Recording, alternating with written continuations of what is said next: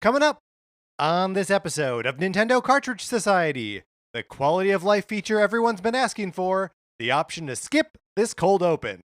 It's dangerous to go alone, so the Nintendo Cartridge Society goes with you.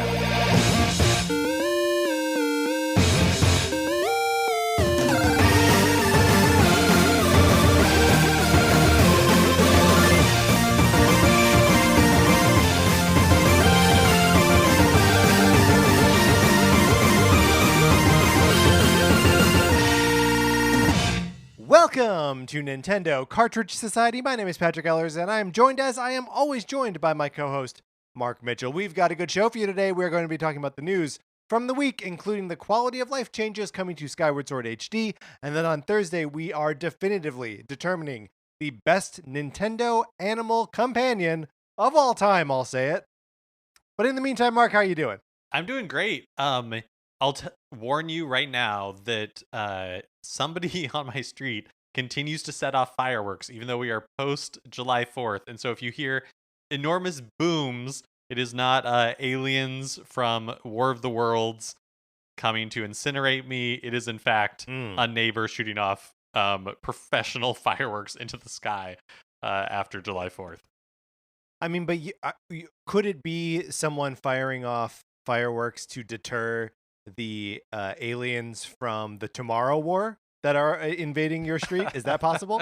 Yeah, that is possible. It's also possible that they are shooting them off to provide cover for the aliens from the Tomorrow War who are invading my street. Dang. So you don't know if they're friend or foe, is what you're saying.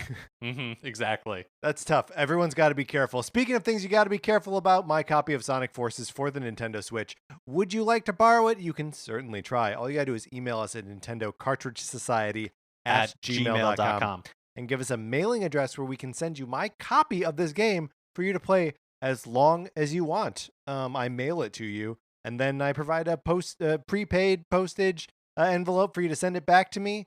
It's the easiest program to participate in the world, the easiest and best. One thing that might happen to you is that you may get my copy of Untitled Goose Game instead of Sonic Forces. It'll just be in the box. And there's no way to control that. There's no one like you can bribe to not be affected by it. There's just nothing for it. That's actually a really good point, Patrick. We've rarely extolled the virtues of how easy the program is. We've talked about how perfect it is on multiple occasions, but truly, I cannot express to you, dear listener, this program is so easy to be a part of. Yeah, that's right. And thank you to everyone who has, and thank you to everyone who has put their name on the list and are patiently waiting. I know there are a fair few of you. And look, it turns out when you tell someone that they can play your game for as long as they want before sending it back, they keep it for a while. People keep it for a while. And we're totally okay with that. No rules, except the ones that are we've talked about that already exist. Another thing you can do is you can leave us a 5-star review on Apple Podcasts or wherever you get your podcast. If you leave us a review somewhere that's not the U.S. Apple Podcast Store, send us a note, send us an email, send us a tweet, and we will shout you out on the podcast. We really appreciate 5-star reviews. They help people find the show. They help Patrick and I build some semblance of hope in our lives. And just as sliding further and further down. As I'm saying this, I realized that I failed to check this week to see if we have any new reviews. But I have faith that we do, and we will catch up on them next week, of course. Perfect. Yeah. So thank you to everyone who does review us. We appreciate it a lot. Mark, we've got some emails to get to before we dive into the rest of the show here. First, we got an email from Michael, and Michael is writing to us about Mario plus Rabbids. Michael writes, "Hey guys, I just listened to your episode ranking the Rabbids. I definitely agree with the rankings. Rabbid Peach is a favorite of mine, but the exception is Rabbid Cranky. He would be my number 2 spot, and it is part due to my love for the Donkey Kong franchise.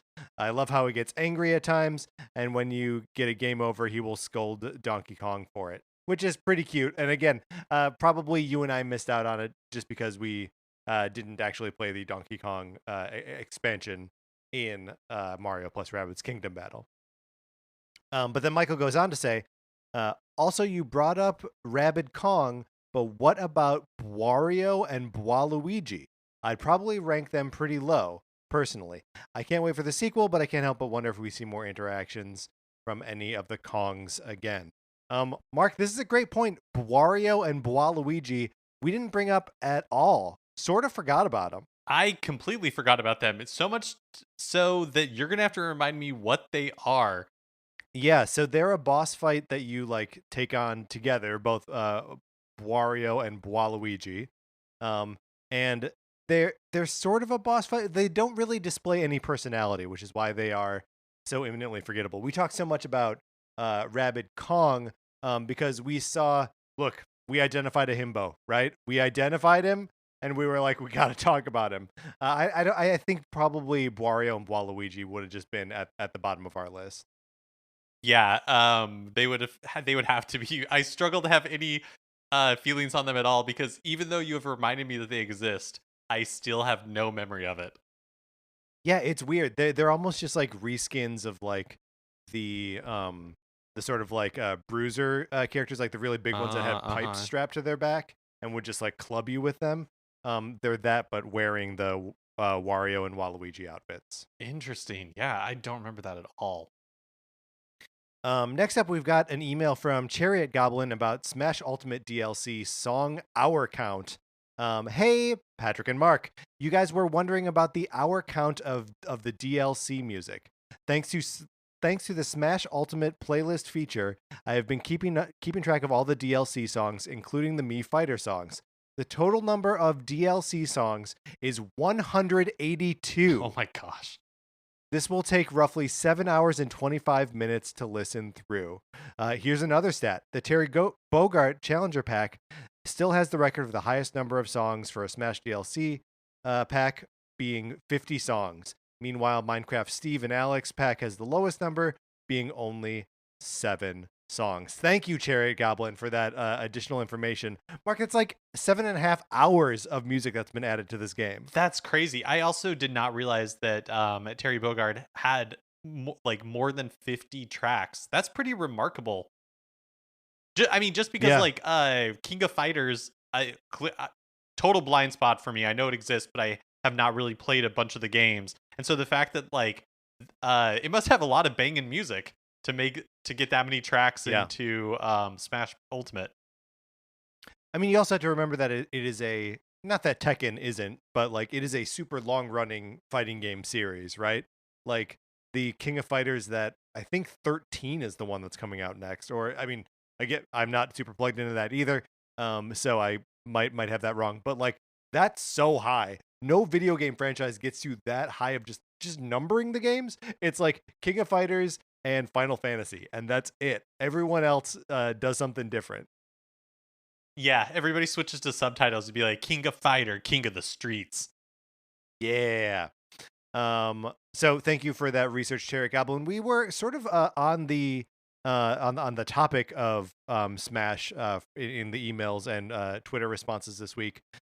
So Paul C. Pace tweeted at us and said we were talking a little bit about the presentation, the Mr. Sakurai Presents on Kazuya, and we thought it was interesting that there wasn't that in the Mii Fighter portion that it didn't say Super Smash Brothers cross Devil May Cry or the Elder Scrolls.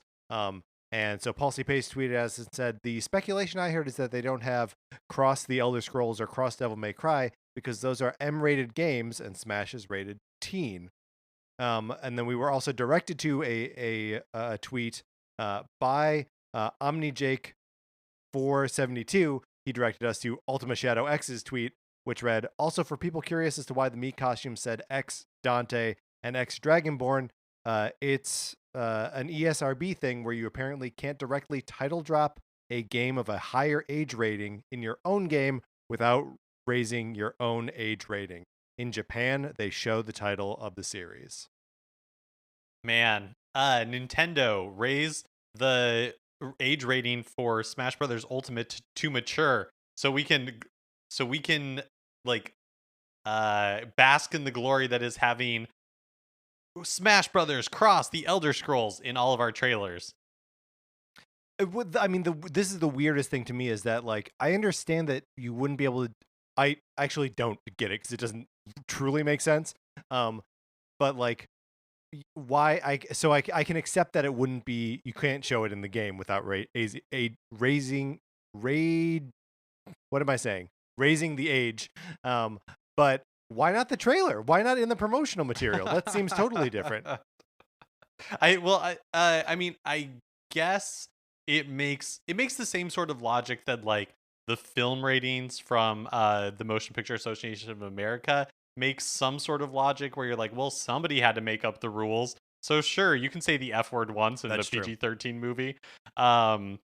But and so like it's like, well, does this really make sense? I don't know, but like somebody had to make up the rules, so okay. That's a great point. Yeah, I don't know if it makes sense, but someone did establish this system, and we're stuck with it.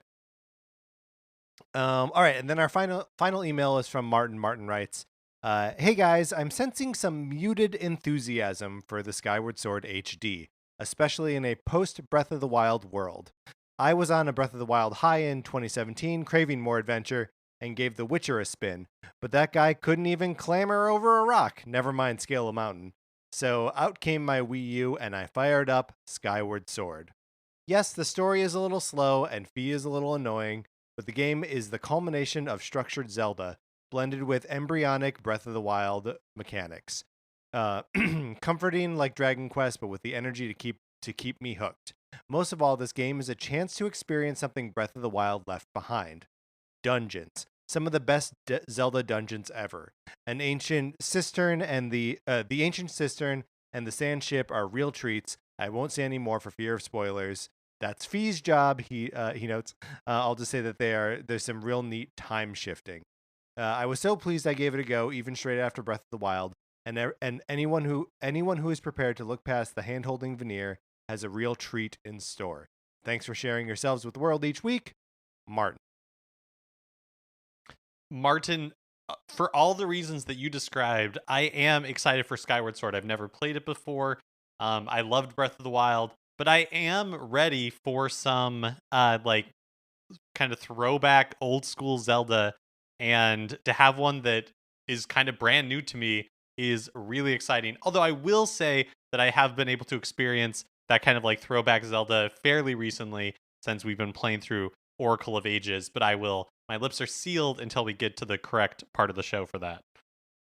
Well, so I think, we'll have some other comments about, the sort of annoyances and like the veneer of hand holding that you mentioned, Martin, later in the show. So I think at this point, I'm just going to say thank you for writing in. That's good context as we go through the rest of this show. Mark, let's get into what we've been playing this week.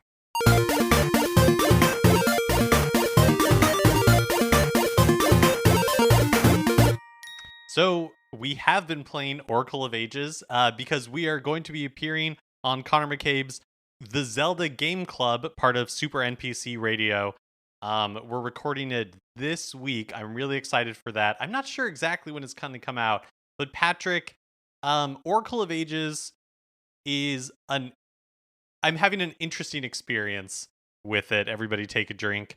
I thought it was so I've played one of these games before, right? Like Oracle of Ages was released at the same time as Oracle of Seasons.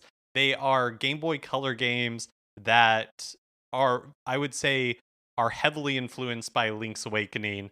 And I can't remember which one of the two that I played in the past. My memory is that I really liked it, and I have more complicated feelings on Oracle of Ages this time. Yeah, and I would say that is consistent with my experience of them both in that I know I played at least a fair amount of one of them before, and do not remember which one. And then in playing Oracle of Ages now, one of the things that has really stuck with me is that the game is like kind of more repetitive and like a little bit flatter than I want out of a Zelda game, right? But I find that there are these sort of like environmental puzzle difficulty spikes every now and then where I just find myself going right to a guide and being like, show me step by step what to do to solve this puzzle, because I am not going to I'm playing a Zelda game, dang it. Like I don't want to have to figure out how to do this like uh dude, color changing block puzzle over and over again. Yeah, totally. I'm surprised at like the repeat content in the dungeons. Like, Yeah. and puzzles rely heavily on color. So it's like there's like a puzzle block where you have to rotate the block into its like nest with the correct color, and that one gets like repeated multiple times. And so on the one hand, it's like clearly they're trying to show how cool the Game Boy Color is, but it is a game from 2001 and Yeah. it feels like a game from like much earlier in the Game Boy life. It's Yeah, did really you ever it's really play strange. did you ever play the Link's Awakening DX, like the Game Boy Color version, or even the color dungeon in the Link's Awakening remake? I think the only time I've played the Color Dungeon was as part of the Link's Awakening remake on Switch. So that you know there are a lot of those color puzzles in that dungeon, obviously. But the dungeon is also like really brief. Like you can get through it pretty quick, and because of the fact there's only one of them, it doesn't really repeat itself. And it's really like seeing the Oracle of Ages feels a lot like if they had to take the concepts developed in the color dungeon and expand them out to be 8 dungeons. Yeah, it's I completely agree. I don't know how I feel about it in general. I do think some of the trouble, at least for me, is like because we're going to record a podcast about it, be guests on a podcast about it. There's like a time pressure to like have to kind of cram it all in. And so when the game is really lengthy and like with what I feel like is just like filler, then it kind of drives me crazy because it's like you could have cut this. You could have cut the why are you making me do like all of this whole like elaborate like trading sequence when like I'm going to the same place like multiple times. And I wonder if there wasn't that like time pressure and I was just casually like picking it up, playing a little bit, putting it down, if it would feel less like obnoxious to me. Yeah, well the thing with the trading quests is that there are like multiple of them, and like one big one kind of going throughout the whole game, and then like several little ones sometimes leading up to in the lead up to a specific dungeon. And there are a couple of these that like I've just been really ground down by to the point where I'm like I don't want to do this anymore. Um Mhm. but there is, I mean, kind of no matter what, there's always like the Zelda-ness of it to lean back on, where you're like, no, but I'm Link and I'm running around with a sword and a shield and like jumping around with the rock's feather and throwing a boomerang. Like, okay, this isn't so bad. Yeah, that's um totally true. Also, it's given us, or at least me anyways, a couple of potential entries in the best Nintendo Animal Companion that I think Yes. otherwise I would have overlooked. So, Yeah, likewise. There are 3 animal companions that you experience throughout the course of that game. There's a kangaroo, a bear with wings, and a dodongo that swims for some reason. And there's like a neat system in there in that like you encounter all 3 of them, but you choose one to be like your permanent companion throughout the rest of the game. Which I can't say that I totally understand just yet. But maybe I will as I approach the end game. Mark, how far are you in the game right now? so I just beat the like mermaid cave, and Yeah. so I'm on my way to Jabu Jabu's belly. That is you just finished the 6th dungeon. I am in the middle of the 6th dungeon, which has a you have to do it in the past and the present, sort Mm-hmm. of like at the same time or alternating. So it's all of the joy of the bottom of the well from Ocarina of Time with the water temple from Ocarina of Time. At least I will say that this game does have Tingle, and so no game True, that true. that contains an appearance of Tingle can truly be terrible. Yeah, I forgot that Tingle is in there and is just as wonderful as always. So that's most of what we've been playing this week. Mark did put out a call last week asking for listener reactions or reviews of Mario Golf Super Rush, and we did get a tweet from Omni Jake said, if I may give my take on Mario Golf Super Rush, my friend and I love playing it. It's fun to play online, but I think that's probably all I'll do. The only other thing you can do is play story mode, which will unlock the rest of the board, and that takes about 5 hours.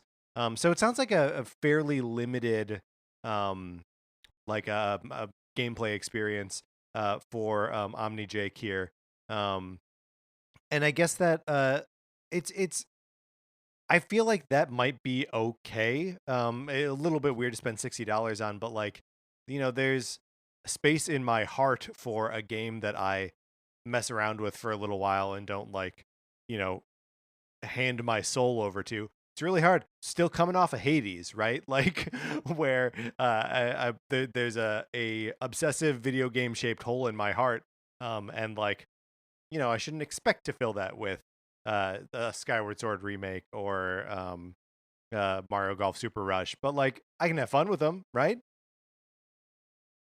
Yeah, and I like multiplayer games, so having like a go-to like couch co-op or online co-op multiplayer Yeah. game like sounds like a ton of fun.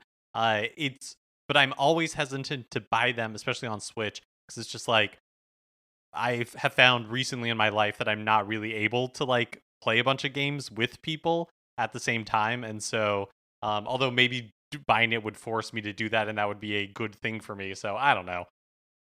Maybe it would, but also we're creatures of habit, Yeah, and spending $60, that's not going to force your habits to change. Come on. All right, those are the new releases. No, those aren't the new releases. I'm about to transition us to the new releases. That's what we've been playing this week. Let's get into the new releases. So today, July 6th, the Silver Case 2425 is released. This is a Grasshopper manufacturer Suda 51 game. It includes the Silver Case and the 25th Ward, the Silver Case. I don't know exactly what the 25th Ward is. It might be like a previous remake, but these are like early Suda 51 games. I haven't played the Silver Case. I did play on the Nintendo DS. There was a port of Flower Sun Rain, which is like an adventure game also in the Silver Case universe, and it was a Okay. really interesting experience. These games are very strange. Like the Flower Sun Rain, you are like this dude on an island. There's a mystery, like all that kind of stuff.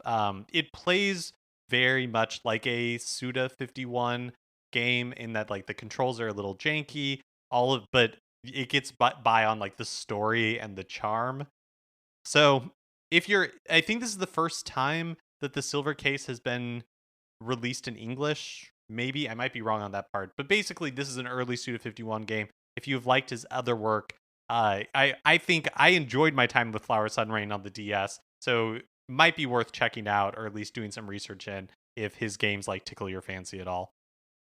That's interesting because there's always a part of Suda games that I'm interested in. But like the most of what I see from him are the No More Heroes games, which seem to be like anchored in this sort of like hyper masculine, hyper American, like jock idiot with a sword, which is like a choice and like obviously an artistic choice that he's making, but not necessarily one that I want to engage with. If this is that same kind of attention to aesthetic and style that Suda demonstrates in the No More Heroes games, but not tied to Travis Touchdown, this might be something I have to check out.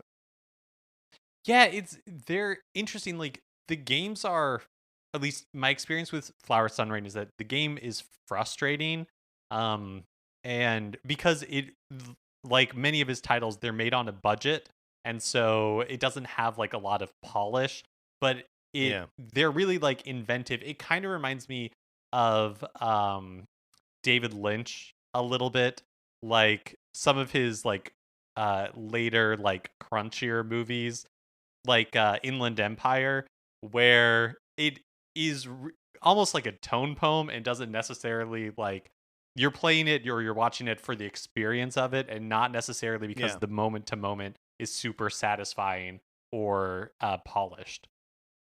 I mean, but that's I want to say that I love that. I don't always love that, but like, just having the option to experience something that is, treating like the language of cinema in like a different way.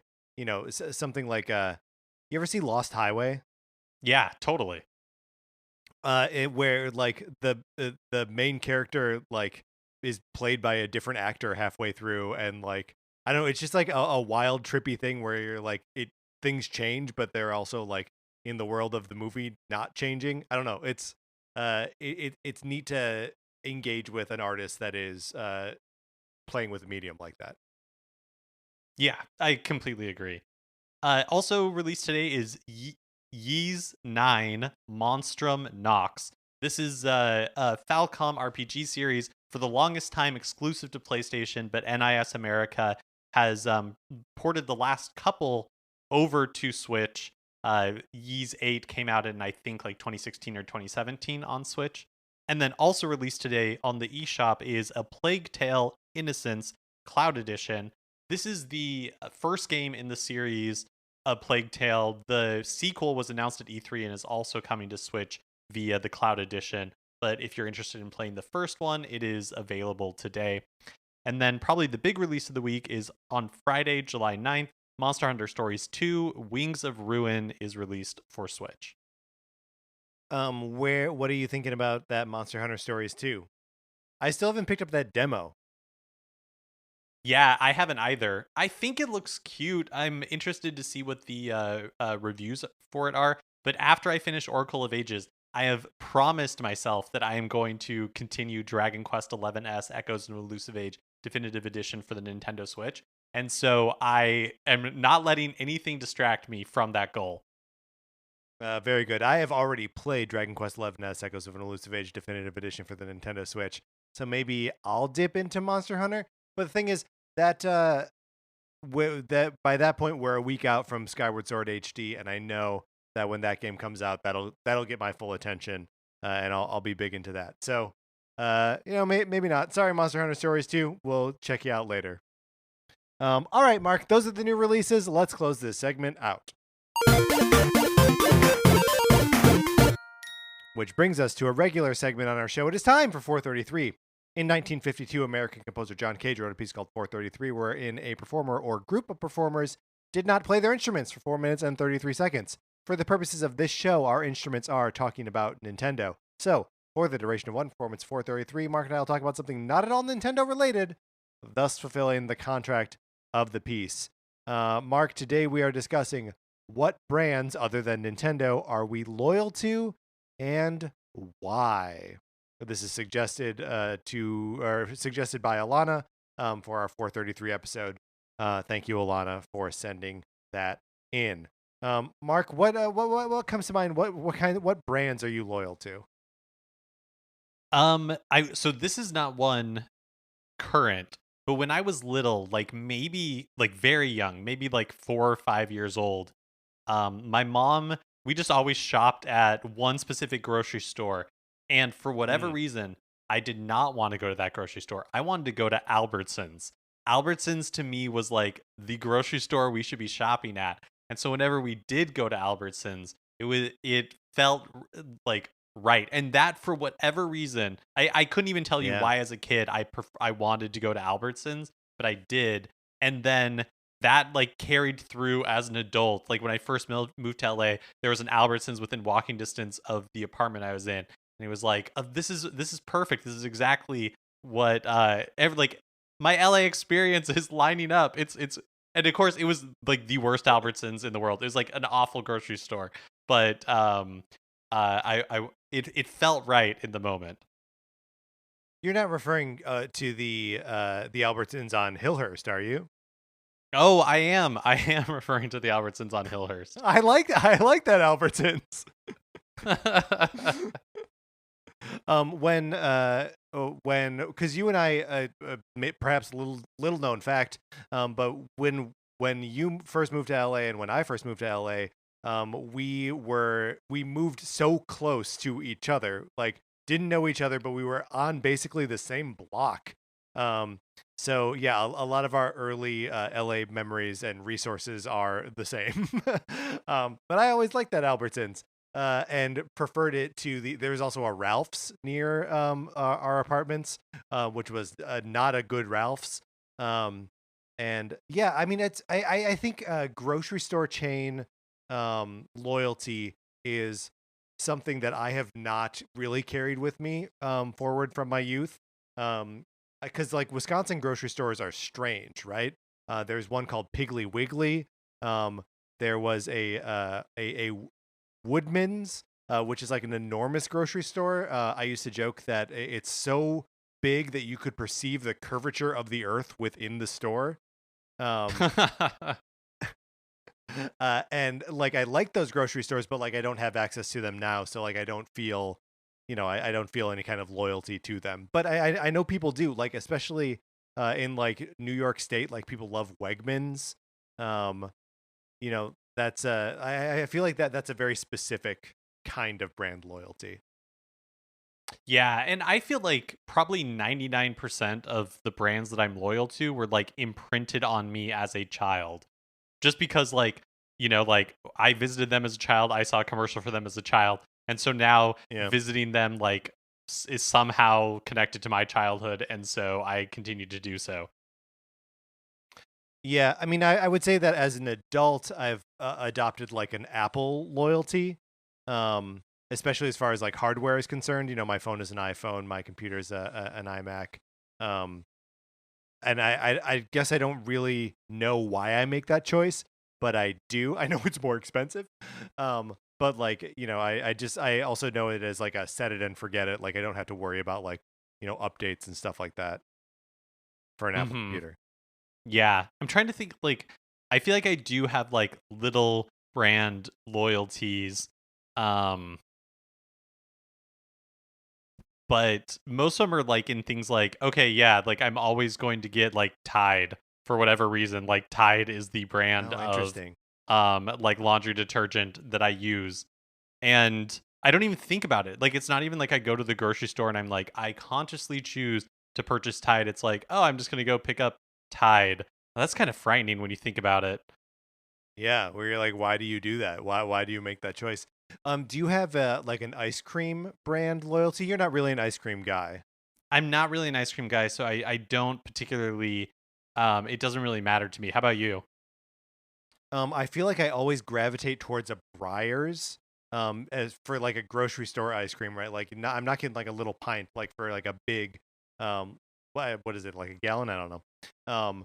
That like my default thought is get the Breyers ice cream, and I have to make the choice to get something else. What is it in Wisconsin? Where do you guys fall on that line? Is it Briars? Yeah. Yes. Isn't there like an East Coast variant that is not Briars? Like, isn't it something else? Oh boy, I don't know. I don't think so. I don't know about it. All right, that's the applause. We were accompanied today by the Randolph College Chamber Orchestra, conducted by Randall Spear with soloist William Parrish Jr.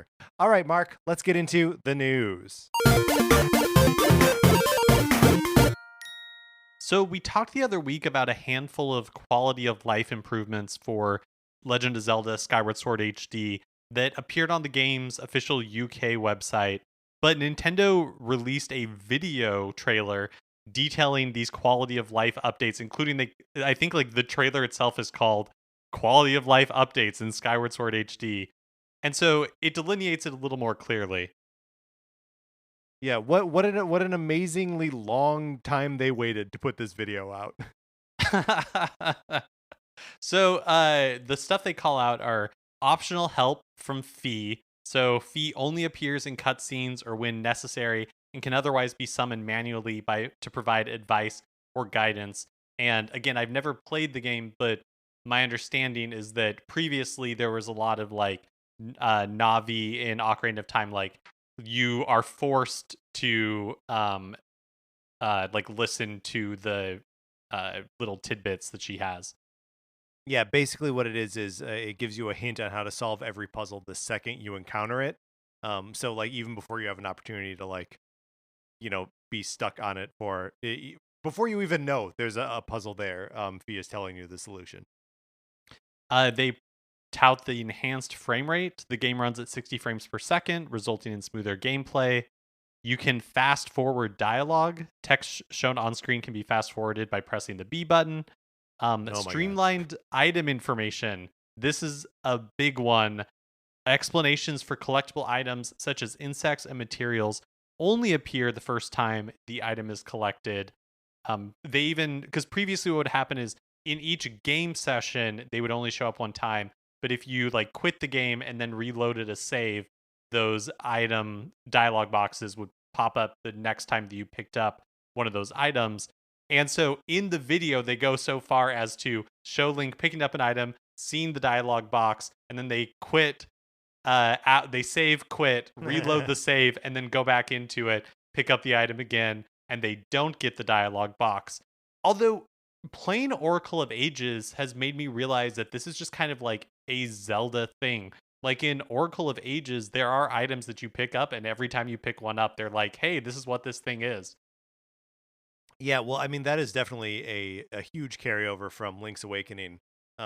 Those the pieces of power and the acorns of strength or whatever it is, where every time you pick them up, there's like a 2-box dialogue box that you have to like advance through before you can start running around.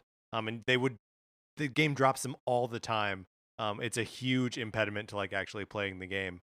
So yeah, it's one of those like, thank you, Nintendo. Why haven't we been doing this forever? Also, in another quality of life improvement includes skippable cutscenes, so they can be skipped by pressing the minus button. Autosave, the game progress will be saved automatically in addition to the existing manual save option. And then skippable tutorial dialogues. The introductory player tutorials have been refined to be less intrusive. It seems like a pretty solid suite of quality of life improvements. I do think it's funny how much of it is like, you don't have to deal with this anymore. You don't have to deal with this anymore. All this content that we put in, you can skip at your leisure.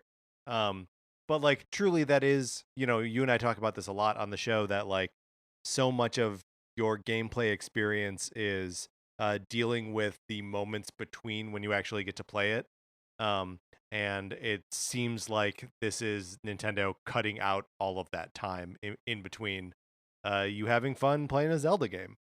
Yeah, totally. And one thing they haven't mentioned at all, or at least that I've seen, is going into the Wind Waker HD and Twilight Princess HD. They talked about like the little nips and tucks they made to some quests or to like the game itself in order to streamline things that players had complained about in its original release. I haven't seen anything that specifically calls that out for Skyward Sword, but they've been kind of handling, I feel like, the rollout of information of Skyward Sword differently than they did for those HD remakes. So maybe we'll find out like once people are playing it that there have been some other changes as well. Yeah, well, I mean it is funny though, because like the opening tutorial area of Twilight Princess is one of the notorious knocks against that game, just as the finding the shards of the Triforce quest at the end of Wind Waker is one of the notorious knocks against that game. And I would say that the most notorious knocks against Skyward Sword are the frequent interruptions from Fee and the over tutorializing and the reminding you of what every item does every time you pick them up, and not like a specific gameplay moment, right? So I would believe, I am at this point prepared to believe, that they didn't make any changes to any of that stuff, and actually addressed the complaints that people had. Yeah, I could totally see that as well.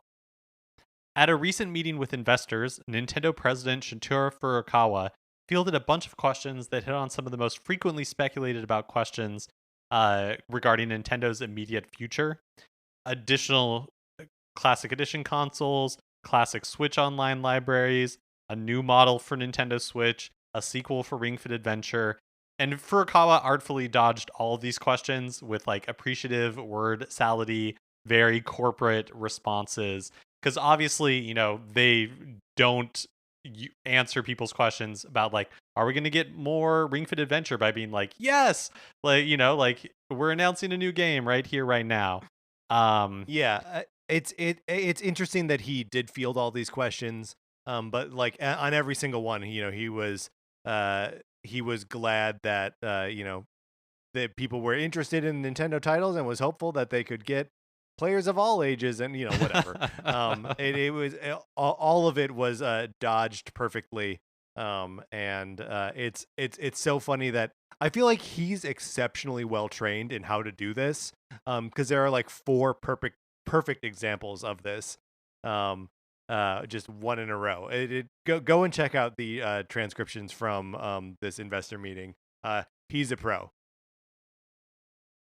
Yeah, I feel like in order to be like a CEO or somebody who speaks at these corporate things, like you have to be super trained in the art of saying nothing in your responses.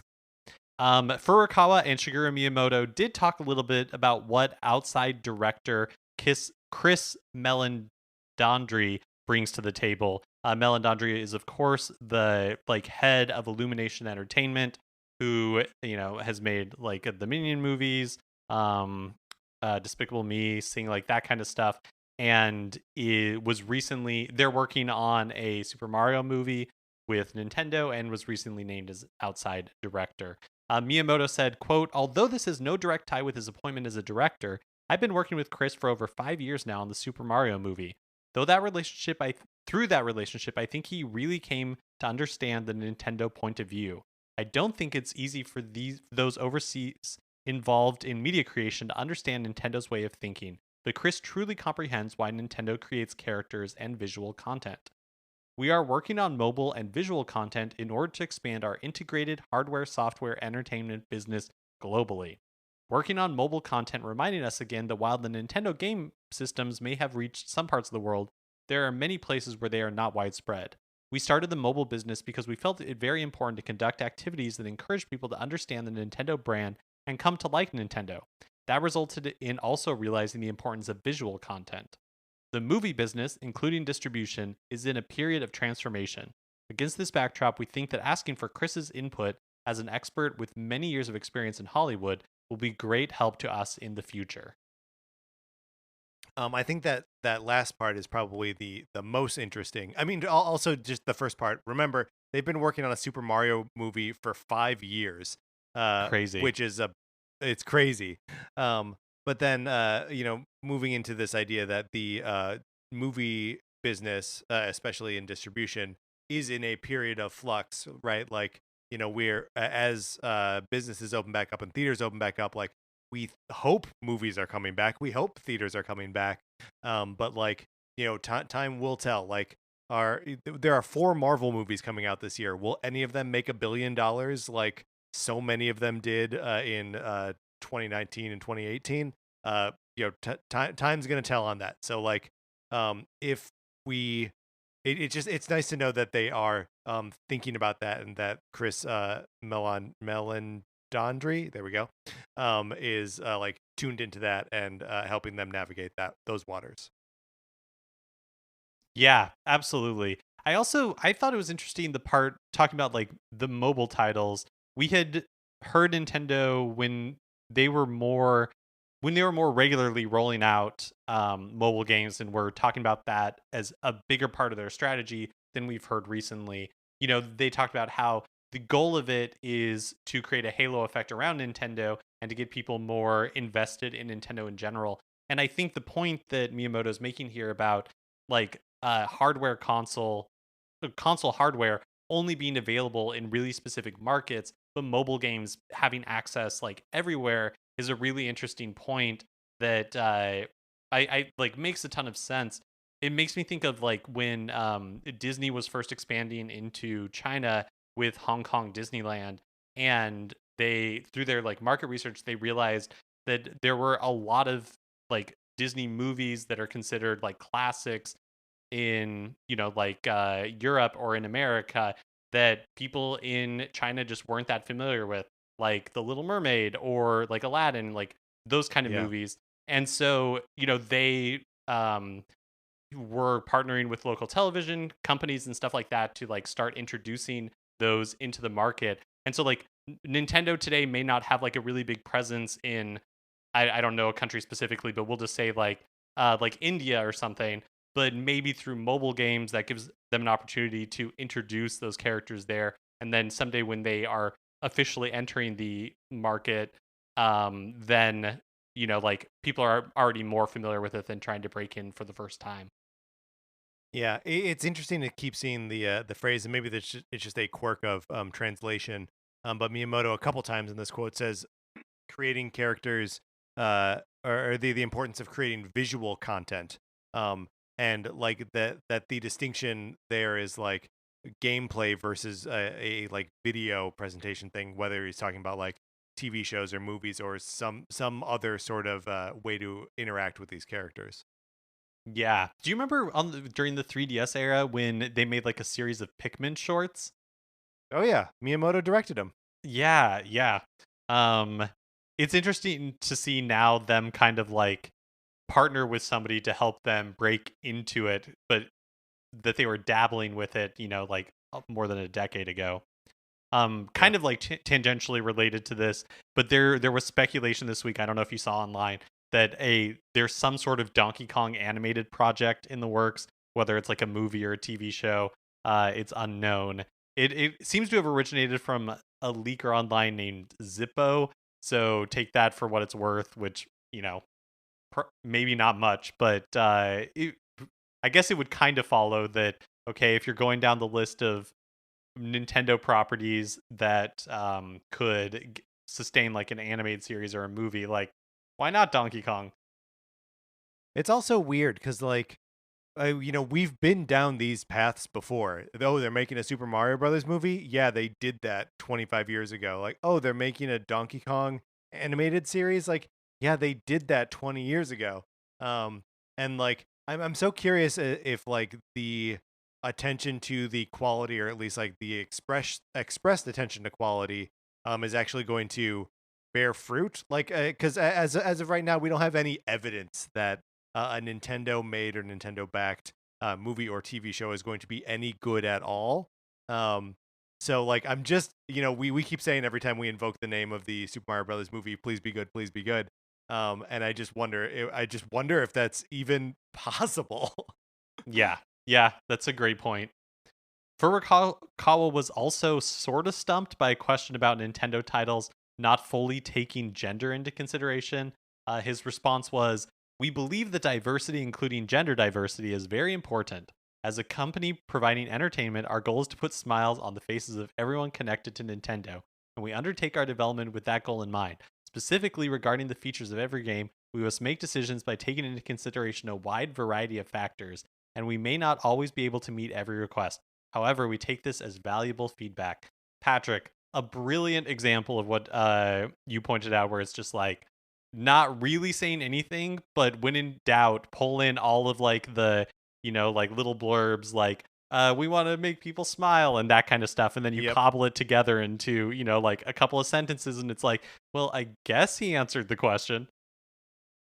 Yeah, I mean this is also kind of a strange one too, because like and obviously I can only view this from my own perspective as a cis man, but like Nintendo of all gaming companies seems like pretty in tune with reaching gamers of all genders, right? Like it seems to me like they are. I don't totally understand the objection, I guess is what I'm saying. Like, is there a way that Nintendo is not being inclusive of genders, or at least more so than other gaming companies?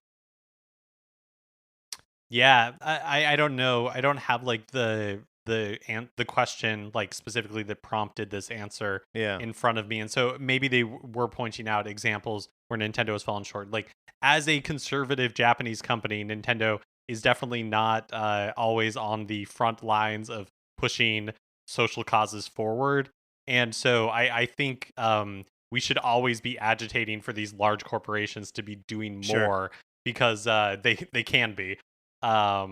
Speaking of which, this is not related to the gender stuff, but there was no real other place to put this in here. But I saw that Nintendo in Japan has started extending the same benefits they give to married spouses to same-sex partners, which is pretty cool, and that is actually pretty progressive for a Japanese corporation. So it's nice to see progress there. Cool. Way to go, Nintendo. Former BioWare developer Mark Dara recently revealed in an interview with MinMax that the team behind the Nintendo DS RPG Sonic Chronicles: The Dark Brotherhood was at one point in early development on a Mass Effect spin-off for the DS called Mass Effect Corsair. According to Dara, quote, "So we actually had a little bit working. It was going to be a DS game. It was going to be like a first person. You'd fly a ship. It was going to be a combination of privateer and star control. So you would be independent. You'd be more like a Han Solo character, not a Spectre. You'd be flying around, picking up cargo, exploring, and you could explore and then sell that information back to that human alliance." Pretty much all we had was the beginnings of the flight controls. We didn't really have the rest of that game put together. The problem is that the economics of the Nintendo DS are just terrible. Sonic Chronicles was on the most expensive cartridge that was available for that console.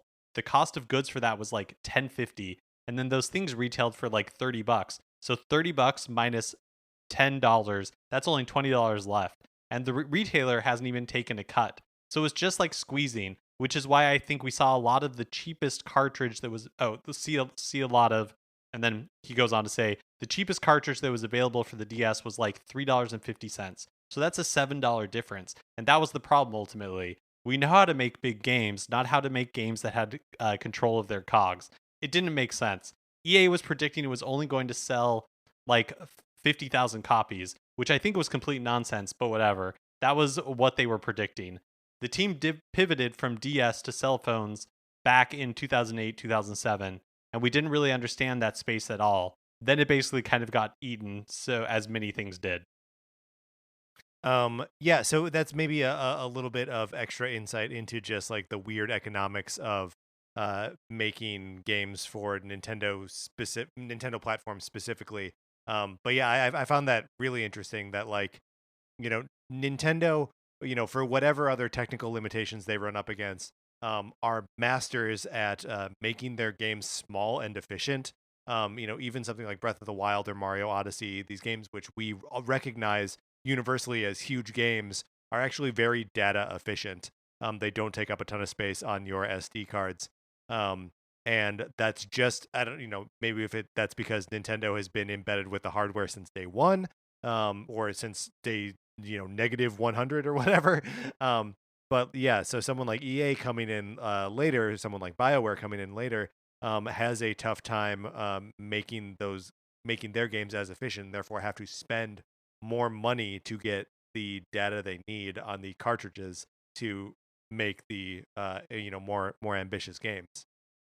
Yeah. And it purportedly similar limitations with the Switch have, caused third parties to not put games on there just because the Switch cartridges, game carts are expensive to manufacture, and it wasn't until recently, like maybe the last couple of years, that like larger 32 gigabyte game carts were available, but they're still insanely expensive, which is why we saw a lot of like quote unquote physical games that require a download. It's because like maybe half the game will be on there, but then also you need to go download like 32 gigs when you get home because that's how big Doom is or something like that. That sort of like limitation from the DS era continues today on the Switch.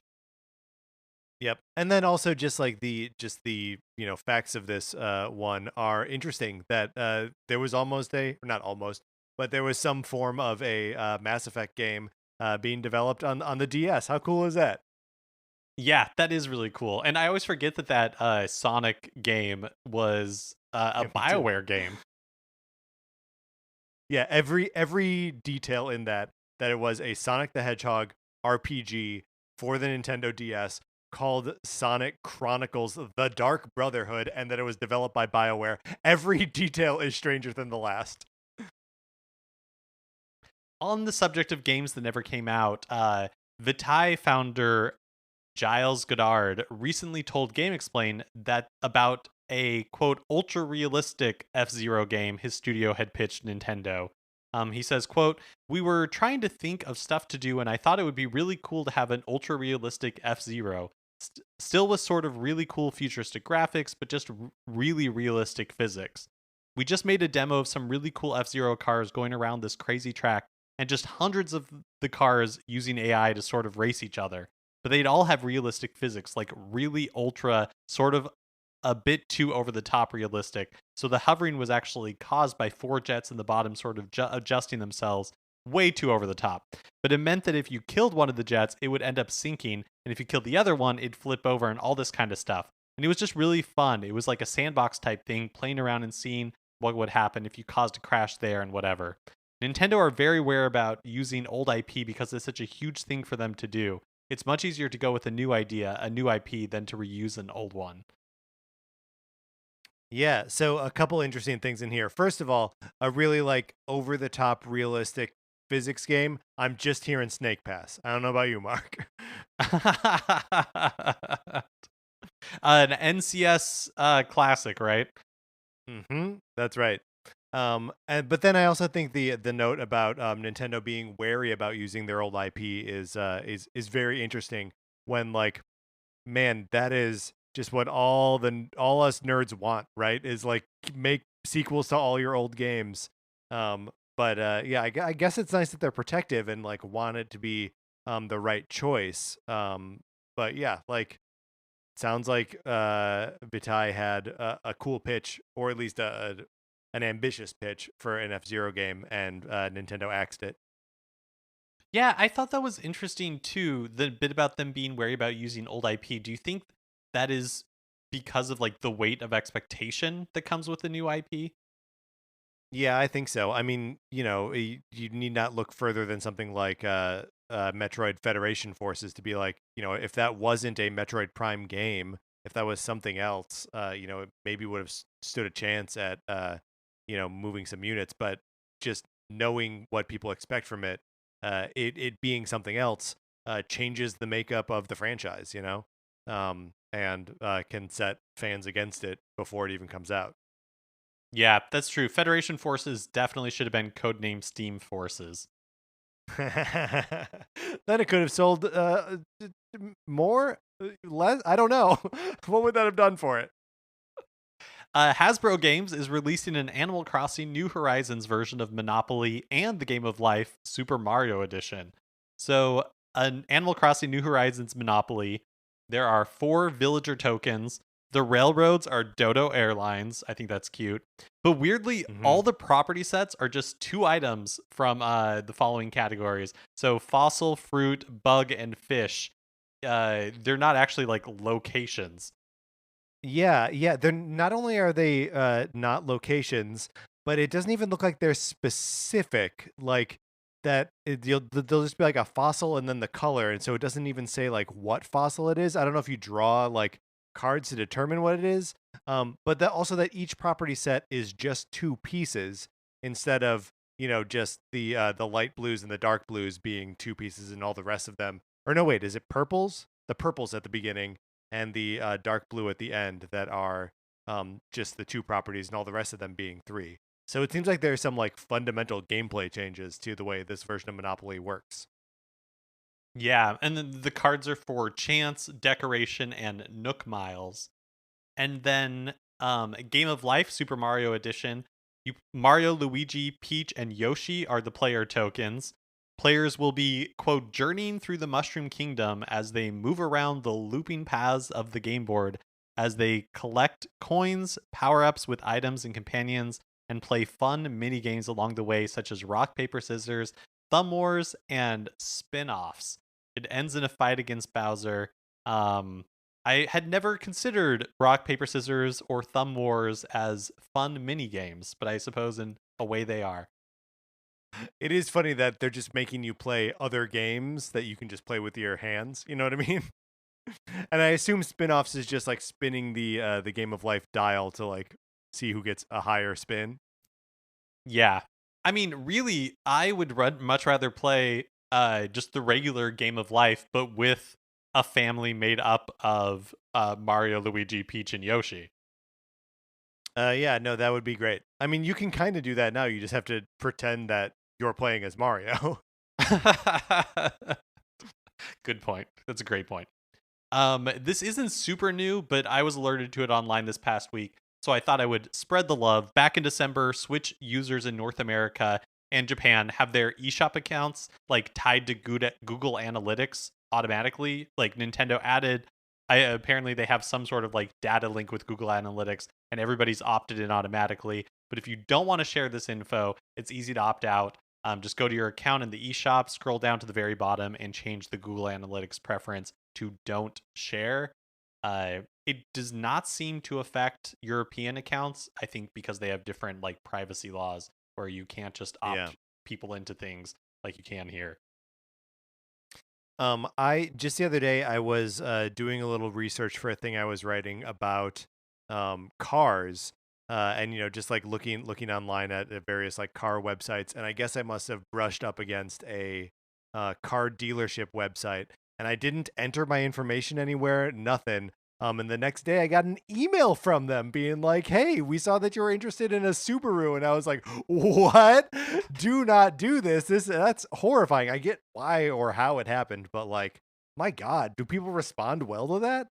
I know, it's so weird. It's so weird. And the thing is, like, all of these little like opt-outs from like Nintendo, it's like, yes, I do it, but it doesn't make any difference. My information Right. is like everywhere. It is impossible to protect yourself online. And so these little things like I'm just trying to like hold my finger in the dam just a little bit longer, it seems like. Right.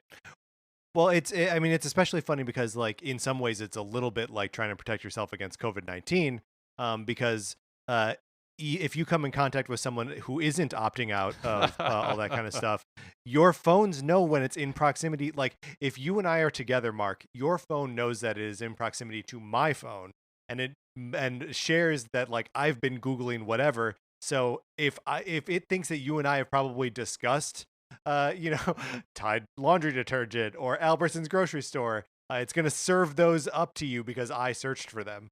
It's just so gross. It's completely gross. Yeah, it's super gross. And finally, speedrunning marathon Games Done Quick is going right now. It runs this week through Saturday night Pacific time. It's raising money for Doctors Without Borders. I watched the Oracle of Ages and Pikmin 3 Deluxe speedruns on Sunday night, and there was a Paper Mario run yesterday that I want to check out, but some other ones that I thought seemed fun or interesting.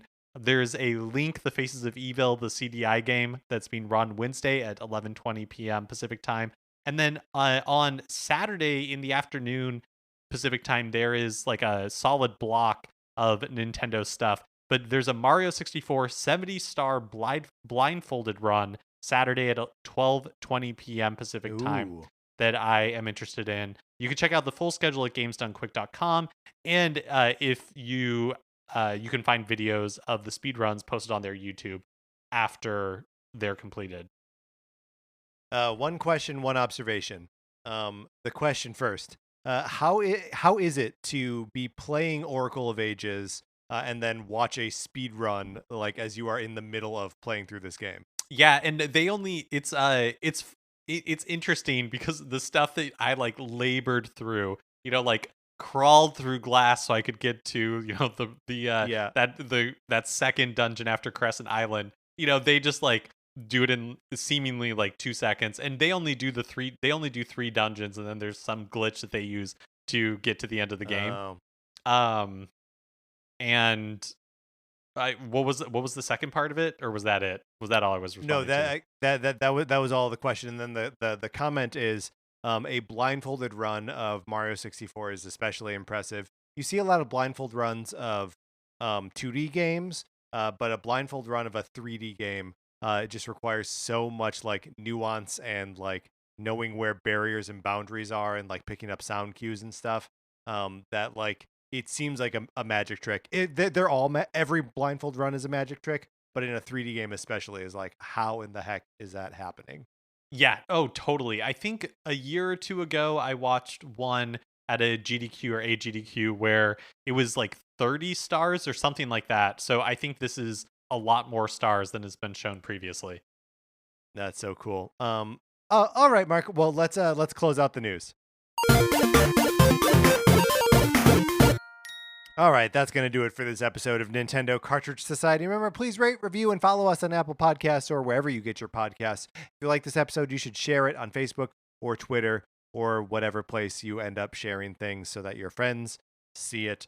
You can follow us on Twitter. I'm at Patrick_Ellers. Mark is at MKE Mitchell, and the show is at NinCart Society. We also have a Facebook page, which is just Nintendo Cartridge Society. Olivia Duncan made our logo. Our theme music is provided by 8-Bit Betty. You can get more of his music by going to 8bitbetty.com or by listening right now. For my co-host, Mark Mitchell, this is Patrick Ellers saying in the game of life, Luigi would choose to go to vocational school instead of to college. And thank you for listening.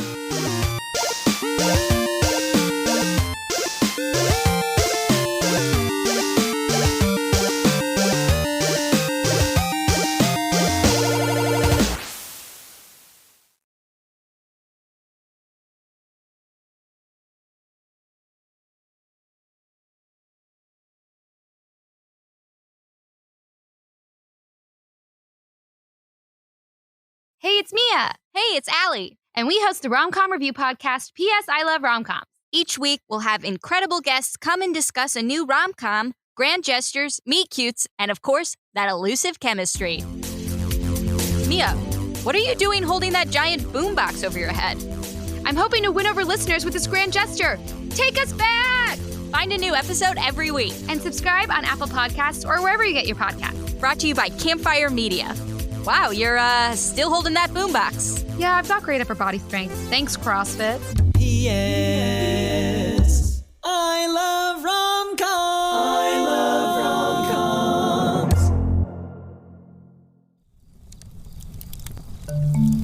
rom-coms. Campfire.